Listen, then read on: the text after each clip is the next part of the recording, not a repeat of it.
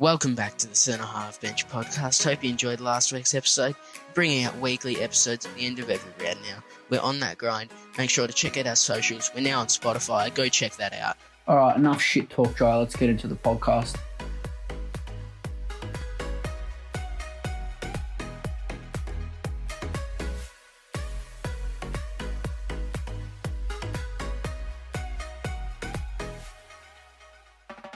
All right, so the first game we're going to be looking at this week is Port Adelaide, Richmond. Would you say game of the year so far? Yeah, it was definitely a good game up to three-quarter time, and then Port Adelaide showed that they are legit contenders, and they ran away with a win of 21 points. Yeah, definitely. Dark horse of the Brownlow this year, Travis Boak. He's been racking up touches, and he's just been dominating it. He's in ripping form, and to be honest, apart from Pendlebury, he's one of those players that deserves a Brownlow without one. For sure, and he's aging like fine wine. He goes very unnoticed, especially. Yeah, especially with Port Adelaide not doing that well. He's gone under the radar, but now he's appeared, and everyone's starting to notice the elite player that he is. Yeah, for sure, definitely.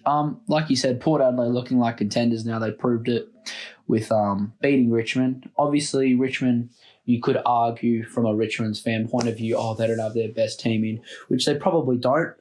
But it was still a good side they pulled out. It was still a good side they rolled out with.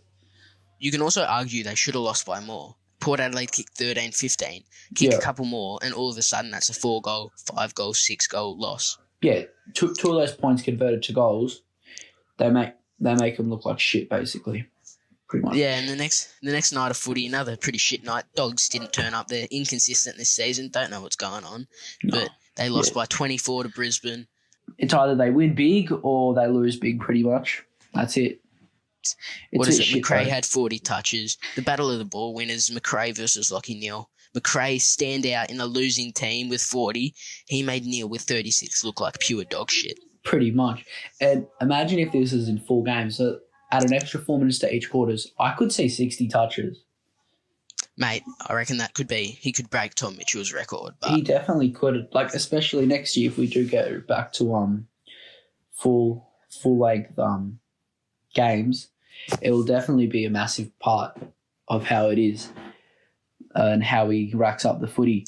Yeah, and he's only going to get better because he's still pretty young. The whole Doggies team's young. They're just going to get better as the years go on, and that consistency will come with it. And that midfield, I think, in 2-3 years' time is going to look scary. Obviously, 2016 was a fairy tale, but I could see them winning another flag, especially even this decade.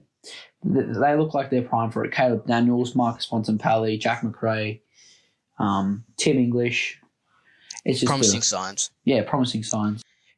A bit like this Carlton team. They're looking promising with Fisher kicking 4 goals. The young blood for the Blues is looking very good, obviously, with all of those high draft picks. Definitely. That rebuild is starting to come together, and Jeff Teague looks like the man to David Teague, sorry. Looks like the man to get them into finals. I don't think they'll make it this year. I think it's a bit too late for them now. But if you look who they have next week, and that is the Dockers, they should win that over in WA at Optus. A topic I'd like to talk about is Dom Sheed starting to show potential. Yeah, we obviously mentioned it last week that he had that one moment in 2018 that we hate to talk, but he shone bright there. He very much put his name in the media. Yeah, and now he's consistently doing that with his form. 26 touches and 2 huge last quarter goals to get West Coast over the line for their 6th game in a row. Like, you could say Carlton were robbed, but eventually the class of West Coast rose to the top. Well, honestly, if you're a West Coast fan, you're happy with the win, but you're not happy that because it's Carlton, you should be beating them by a lot more. But at the end of the day, a win's a win, and you can't not respect that. I think a big thing this season, Tim Kelly has been average again, basically. He had that one good game against Collingwood, but for his standards, he's been average. Obviously in a loaded West Coast team, but yeah. You wouldn't say average if it was another player, No, you Because for wouldn't. other players, for the average AFL player, he's playing well. But for his standards of 17, 18, 19, I think it was when he played, he's his standards are so much higher than what he's playing. And I think that move to go to West Coast to be with his family and then having to go to Gold Coast might have put him off a little bit. It probably did, but the thing is, who knew we were going to be in the situation where we're at? And I think every AFL player has had to adapt to new surroundings. So it's not used. I don't think it can be used as an excuse for Tim Kelly, because the man should, like last year, he could easily average 32 touches a game, good goals, can kick goals, great tackler, just a very well-rounded midfielder. And he does everything elite, basically. And Yeah. it's just sad because obviously loaded midfield, Luke Shuey, Elliot Yeo, Nat Nui, Dom Sheed, Tim Kelly. It's hard to get the footy in that, but we just kind of expected a bit more from him. Would you agree? Yeah, and what's not a loaded team and not a loaded midfield at the moment is this Kangaroos side. They refused a rebuild last year. That's come back and bit them in the face. It's bit them in the ass, 100%. Yeah, bit them in the ass.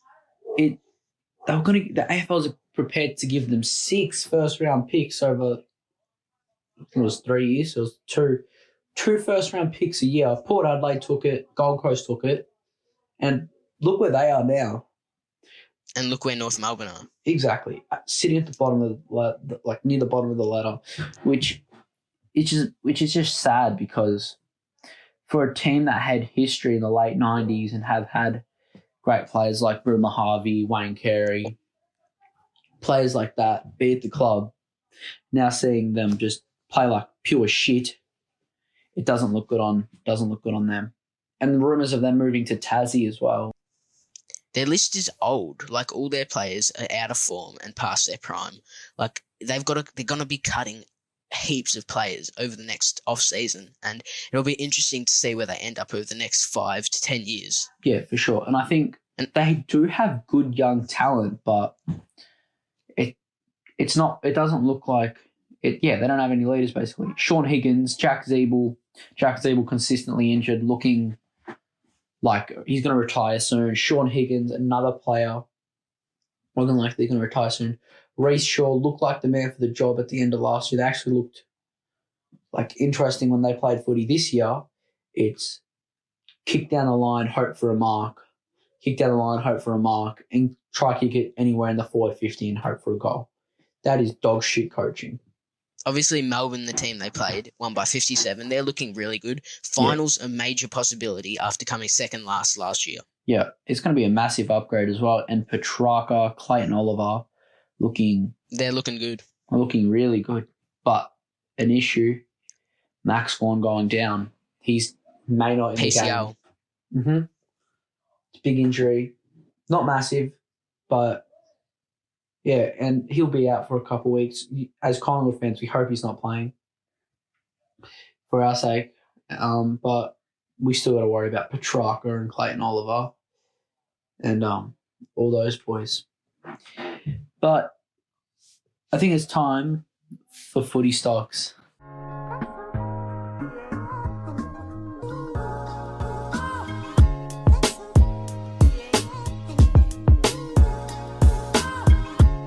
So we introduced this last week. If you're new to the channel, basically how it works is we say something we like the look of and we want to buy stocks in, something we want to sell stocks in because we don't like the look of, and something we're going to hold on because we're not convinced of anything yet. So on that note, Sash, what are you thinking? I'm thinking Darcy Cameron is putting Mason Cox out of a job. And obviously, I don't think Reed's competing with that. Injury problems. He's like, 32, 33? He's been around the club for a long time, premiership player, but I think it's time for him to retire. Cox is looking like he's not going to have a job soon. And Darcy Cameron has been presenting. He's been that big key forward we've been hoping for. He doesn't need to kick 70 goals a year, and then be helpful. He just needs to bring it to the ground for our small forwards. Exactly. He just needs to bring it to ground. And I think he did that very well against Adelaide. What do you have in buying stocks? Me, I'm buying big Trey Drip Rusco. So obviously, we know the 2018 Pies team, all our forwards burst onto the scene. Between Stevenson, who was first year, DeGoey broke out, JT came back, Hoskin Elliott, they all had breakout years. Because of that, we were unpredictable and people couldn't defend against us that well. We're lacking that because now everyone's figured out Stevenson. JT's getting destroyed. Everyone's figured out all of our lively forwards, and Rusco brings that unpredictability that we missed from that 18 team. I'd like to make a case for Stevenson. I don't think that he's obviously not as good as he was in that 2018 because they don't know how to really gauge and see how a rookie plays. But I think he's been competing well, like in the air, and just bringing it to ground and just doing tall forward type things, but for a medium-sized forward, if that makes sense. Yeah. Like there was a example on the Adelaide game where he took a half hanger, tapped it down to my man Rusco, and Rusco ran into an open goal and kicked it. So he's changed his role a lot. It definitely has, but it just shows that if he sits deeper as a deeper forward, he just looks better as a player. Yeah, so what are you selling? I'm selling Saints top 4 hopes. Ooh. They got belted by the Cats. And who do they have next week? Let's have a look. They have the Bombers. And the Bombers, they didn't look the best tonight, but we know they can play really well. We know they can. And I think if Shield McGrath and Merritt get going, they look dangerous. And Tip and Woody, of course, very good player. And obviously with Jade Gresham out for the rest of the year with a stress fracture in his back, it's going to hurt them. Oh, it's going to be massive for him. Jack Steele's going to have to come up big again. And Dan Butler was absolutely dog shit last week. Well, not last week, this week, sorry. Yeah. So you're selling the Saints. To me, I'm holding on to them. Reality check, it's one bad game. They can bounce back, but it'll be a test of character. Oh, they've had 2 bad games. The Pies, I'm not saying that because we're Pies fans, but if you look at that game, they just got absolutely dominated. And they did lose to Freo, I'm pretty sure. I think they may have. I'm not sure what round that was, but they're just... Yeah, they did lose to Freo in round 6. Round 6. Yeah, by 6. Yep. By a goal, sorry. And it just shows that... Yeah. Just shows that can you play finals footy? Because they're not little pissy teams that they're going up against. It's the best 8 teams in the competition. Exactly. It's the best 8 teams. Yeah, and come finals, the umpires have got to get this new holding the ball sorted out. I'm selling it. Oh, it's bullshit. Like after Clarko's little sook, they've now been inconsistent. Some games they're paying bullshit free kicks. Some games they're not paying obvious ones. They need to get their shit together as an umpire unit. Players are scared to get the ball because they're going to get pinned even if they can't get rid of it. It doesn't look right. It doesn't look good. Like, I think it was that Fremantle game. Yeah. That Fremantle game. Sire just grabbed the ball. He's had 3 players crowded him around, and he's only had the ball for 2 seconds.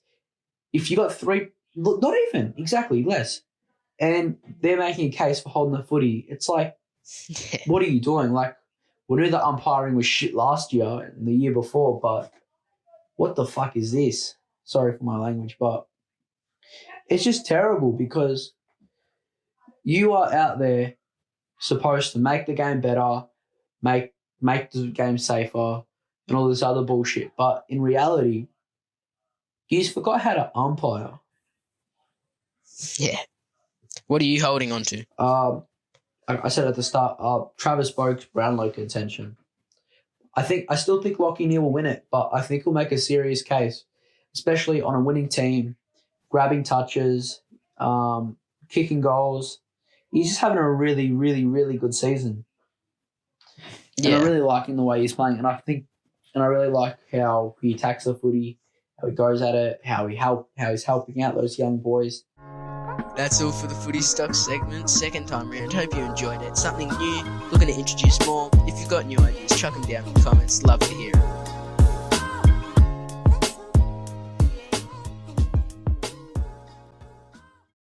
onto the game we were talking about, the St Kilda reality check. How'd you see that game? Geelong, 59 points, just absolutely stepped on the throats and killed them.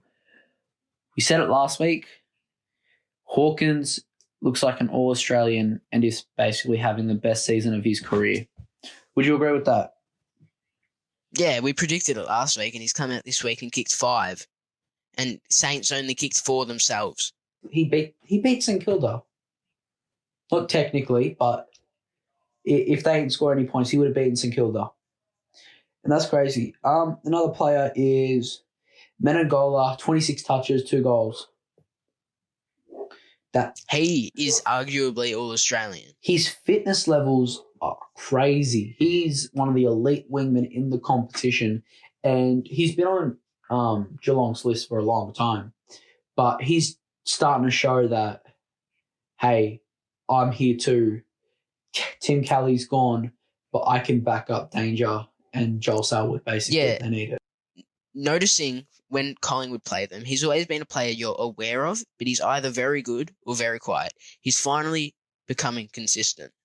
And he'll definitely grab a few Brownlow votes for sure, because the way he's been playing. I don't expect him to get 35 plus touches a night, like on a night, but I could definitely see him getting late 20s, early 30s if he can get himself going. And that's just it's what you like to see if you're a Geelong supporter. Yeah, and Saints reality check, we mentioned it. Even throughout that reality check, Steele again was a bright light. 25 touches. He's just leading the way for their team. He's an All-Australian. For sure. He might not be a starter. Even though we've said all of Australian 3 times in this one game, he is definitely All-Australian. Exactly. They've got a good young list in Kilda, but the thing that I'm looking at, and I just think it's dumb, what are they doing? Bradley Hill is running 10 kilometres, 10 to 12 kilometres a game, and he's barely getting the footy. Like, what are you doing? He's an elite wingman, and if he gets the footy, he's making the right decision 9 out of 10 times. There's a good kick, good pressure player, very quick, and an amazing runner. Yeah. And Hawks, what's going on with them, mate? Oh, mate, they're going into a rebuild, and I don't know if Clarko wants to be there for a rebuild. He came in first year, won a premiership, and it's just been success after that, basically. They're a consistent finals team, but... Yeah, Fremantle starting to hit their strides. 2 wins in a row. Longmuir finally getting his game style implemented after 6 months of coaching. And Taberner as a player, kicked 4 against the Pies, 2 against the Hawks. He's growing as a player. For sure. Becoming that key forward they need, with Hogan now going down back. Who knows? Hogan might work, Hogan might not work. But if it doesn't work out, it's another good player to get, like Crumming. You've got Matera in there as well with them. And who else? I don't know a lot of players from Freo, but I know they've got a good list with I think it's Callum Sarong. He killed the Pies. Yeah, Sarong. He killed the Pies. And didn't have as good a game, but he still racked up 20 touches. And like the last 3 weeks that he's played, 3 games he's played, he's looking good.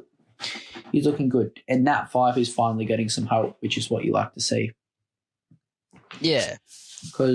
And Freo was 17th 2 weeks ago. Mm-hmm. Team that's 18th and now 0-11. The Crows. They gave us, the Pies, a very good scare. Oh, it was... Jesus Christ. I was actually nervous heading into the game. I'm like... I remember saying to you, I'm like, we should win this, but I'm still nervous because... It's arguably the weakest team that we as a club have fielded in the last 5 to 10 years, certainly under Nathan Buckley. Yeah, definitely. Like, obviously, that 2015 year, 2016... 2015 to 2017 year was just dog shit. Those years were dog shit. But, like, I saw this team roll out. Obviously, we had stars in there, but it's still like, what are we doing? Like, it looked old. It didn't look as energetic. It just looked like, exactly. Elliott, Quaynor, Treloar, Hoskin Elliott, Reid. And I think Reid could have played again this week, but I'm happy he didn't. Darcy Cameron, yet again, another good performance. Yeah, and last week Saints were leading Adelaide by 11 points at 3/4 time. Mhm. Similarly, midway through the third quarter, the Crows were leading us. Yet another 3/4 performance where they couldn't finish, and the class of the other teams rises. Exactly, and I think it just shows that we can play attacking footy, and we kicked very accurately. First time since that Giants game, we kicked more than 60+ points. Even though for the first half, our attack was not functioning. It wasn't that good. It was dog shit. That was round 4. We are in round 10. It's been 6 weeks since we last scored 60 points. Like, it's just get your head out of your asses, boys. Like, we can't play defensive the whole game. You can't just rely on Maynard and Darcy Moore and Roughhead. Speaking of Roughhead, goes down with a concussion.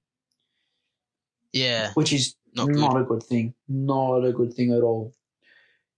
And that lack of connection between our mids and forwards was evident. Like the ball use inside 50 and kicking inside 50 for that first half wasn't there. In the second half, Crisp certainly displayed how good it can be with 3 inside 50s for 3 goals in the last half. You took the words out of my mouth, Jai. And but it was a difficult game, especially for the first 3 quarters. They were right with us, and I think a major reason of that was Rory Laird, 40 touches, 10 clearances. Killed us. For a defender playing midfield, what a gun. He played freakishly. And Taylor Adams had an amazing game, don't get me wrong, but he made Taylor Adams' game look average. Would you agree? Yeah, and Adams had 27, 13 contested, 10 clearances, and Adams looked average. Yeah, and he's been dominating the game lately. He's been dominating. And especially with the absence of Treloar, Pendlebury, Sidebottom coming back, starting to sort of find his way. But, yeah, he'll get there soon. We know the player Sidebottom is. Obviously, Collingwood have gone from WA hub. We've flown to Brisbane, now to Adelaide, over the course of 12 or 13 days. Taylor Adams, after the game, said at the start of the game, he and the rest of the team felt heavy and slow because of all the travel. Jet lag. Obviously, every team has to do it. But that may explain that slow first half. 3 flights in a matter of 2 weeks. You don't to the other side of the country. Exactly. You kind of lose a sense of time, basically. Final game of the round, second draw of the season, Suns versus Bombers. Highly anticipated game. Big game for both of them, obviously with Suns and Bombers out on the fringe of the A. A draw in the end. It was a good game to watch. I didn't watch the last maybe 3-4 minutes, so I missed that Isaac. Mate, I'll just say, Rankin, what are you doing? He had a set shot from 50. I didn't think he was going to make the distance, but he took the full 30 like he had the confidence. In the end, rather than going for the shot, he fell short and popped to the top of the goal square with a drop hunt. You either try to barrel it and get a point to get yourself in front somehow, or you take 10 seconds, 5 seconds, and you hit a target. Or you try and force it over that line. Because obviously, though, being a bit critical of it's his first year. Well, definitely, you obviously get better with experience. Everything takes time. But a big thing I want to look at is the Suns played very well as a team, but the Bombers relied on individuals. And I don't think they can do that every week and get results like this. Because they relied on that big 3 in the midfield, McGrath, Merritt, and Shield. Is got to be massive, and Tip and Woody helping out for electrifying that midfield that's forward. But you can't just be relying on 4 players. It doesn't look good as a club. It doesn't look good as a team, and it kind of questions the other players. Yeah, obviously, like you said, Suns, they were very even. Their touches, their highest was Alice with 18. And then I think their 5th or 4th highest was Anderson with 15. So there's only 3 disposal difference. So they're very even. They had multiple goal kickers, even though not many of them kicked multiple goals. Yeah. They definitely shared the load around. It was a very team performance from them, whereas Stewart kicking 3, Zaharakis kicking 3. Essendon relied on individuals a lot more. Merritt, another standout game. 30 touches, 12 contested possessions, 4 clearances. You don't mind it from an Essendon point of view. If you're the a fan. shining light, I guess, out of that whole scandal, like you mentioned last year, he came out as one of the players that they identified from that tough time, and he's really leading that team when they've got most of their good players back. For sure, and it just shows that they can rely on youth, and especially because he's so young, he's going to look dangerous for a couple of years. Brownlow contention would be in consideration for his Not future. this year, maybe Not the this next. year, definitely down the line. But Essendon, I think they've found that player. Dylan Shield, good player, but I think Merritt is the true player to replace Joe Watson. And they've just been looking for him, and they've found him through their youth. That's exactly what you want to see. Anyways, I think this is going to wrap it up for centre half bench. Thank you guys really much for listening and tuning in. Yeah, thanks for tuning in, whatever platform, whatever device. We appreciate your support. Looking to get bigger and better as the weeks and the years go on. Stick around with us, and hope you enjoyed it. Hope you enjoy future episodes. Make sure to like, subscribe, follow, whatever you're on. And until next week, catch you later.